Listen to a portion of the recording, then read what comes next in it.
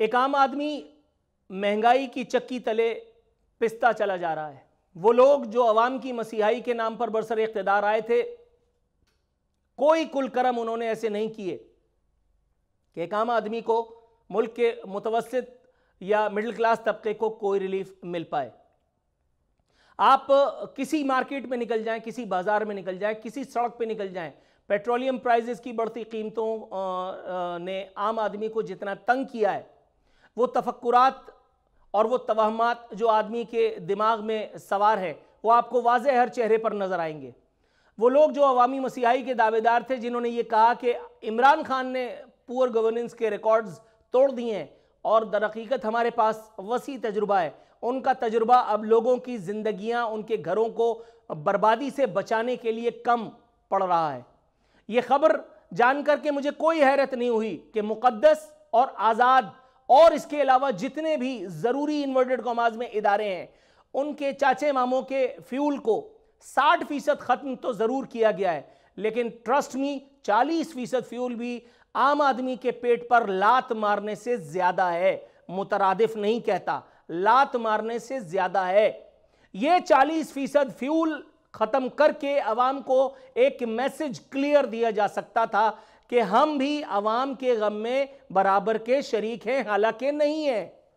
अवाम को अपनी तरजीहात का वाज़े तौर पर बताया जा सकता था कि हमने भी आपसे अगर कुर्बानी मांगी है तो हम भी कुछ न कुछ कॉम्प्रोमाइज़ करके, कुछ न कुछ सेक्रीफाइस करके अर्ज़ पाकिस्तान के लिए और जमहूर के लिए कुछ न कुछ कुर्बानियाँ देने का अज़्म रखते हैं। लेकिन वो कुर्बानी क्या दी गई है? शहबाज शरीफ PM वज़ीर आज़म पाकिस्तान के सिक्योरिटी स्क्वाड में, प्रोटोकॉल में 50% कमी। जितना लाओ लश्कर लेकर के वज़ीर आज़म पाकिस्तान अब चलता है या तब चलता था, वज़ीर आज़म इमरान खान हो, वज़ीर आज़म नवाज शरीफ हो, वज़ीर आज़म शहबाज शरीफ हो या यूसुफ रज़ा गीलानी हो, इतना लाओ लश्कर अवाम पाकिस्तान की जेब पर कितना भारी पड़ सकता है, इसका अंदाज़ा बखूबी लगाया जा सकता है। पेट्रोलियम प्रोडक्ट्स की कीमतों में बढ़ोतरी का इंदिया देते हुए मुल्क के वज़ीर ख़जाना ने बेशर्मी के तमाम तर रिकॉर्ड्स तोड़ दिए। मिफ्ता इस्माइल ठट्ठा लगा करके, कहकहा लगा करके लोगों को बता रहे थे कि जो थर्ड रॉ में लोग हैं, जिनके पास अपने जहाज़ हैं, उनको थोड़ा बहुत महसूस होगा, बाकी आप सब लोगों को इतना कोई ख़ास फ़र्क नहीं पड़ेगा। या तो किसी अच्छे दिमागी मौलिज की इनको ज़रूरत है, या तो इनकी तरजीहात जो है वो दुरुस्त करने की ज़रूरत है, और ये काम मां सिवाय वज़ीर आज़म के और कौन कर सकता है। लेकिन बात यह है कि वज़ीर आज़म के सर पर तो FIA की तलवार लटक रही है।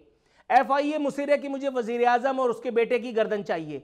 FIA कह रही है कि मुझे इनको गिरफ्तार करना है। अब वहाँ वज़ीर आज़म बेचारा क्या करे? वो अपनी गिरफ्तारी को रोके, नैब से गिरफ्तारी के ज़रिए अपनी बेइज्जती को बचाए, उसके ज़रिए से अपना तहफ़्फ़ुज़ करे, अपने बेटे की ज़िंदगी बचाए, अपने बेटे को गिरफ्तारी से बचाए, या मुल्क के अवाम की खिदमत करे।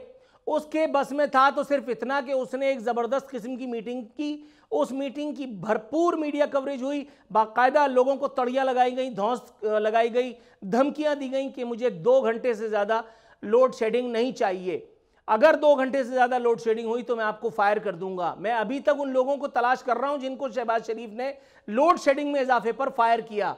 फायर तो कुछ नहीं हुआ। हाँ, अलबत्ता ये ज़रूर हुआ कि कराची, सबसे बड़े शहर कराची में लोड शेडिंग का दौरानिया बढ़ करके और 14 से 16 घंटे तक हो गया। तो कोई है जो कराची वालों का बिलुमूम और बिलखुसूस पूरे पाकिस्तान के लोगों का कुछ दिफा इस एक हुकूमत से कर सके? ये हुकूमत जो किसी वैम्पायर की तरह, जो किसी ड्रैकोला की तरह, जो किसी खून आशाम बला की तरह मेरी और आपकी गर्दनों पर चढ़कर अपने दांत हमारे नरखरे में गड़ा करके और हमारी खून का आखिरी बूंद तक पी जाने की तमन्नाई है, जो ये चाहती है कि आप यकीन कर लें कि ये मईशत को दुरुस्त करने के लिए ही मैदान अमल में आए हैं, जबकि कवाकिब कुछ और बता रहे हैं, आप लोगों को पाबंद करने के तमन्नाई है कि दुकानें शाम 7 बजे बंद कर दी जाएंगी, लेकिन आप ये नहीं देख रहे कि शाम 7 बजे दुकानें बंद करने के बाद लोगों के साथ होगा क्या। महंगाई, अफलास, बेरोजगारी एक तो पहले ही अर्श मोअल्ला पर है, और दूसरी तरफ अगर आपने लोगों के पेट पर यह लात मारी तो उनके साथ क्या होगा। लेकिन यहाँ लोगों का पहले कब किसने सोचा है?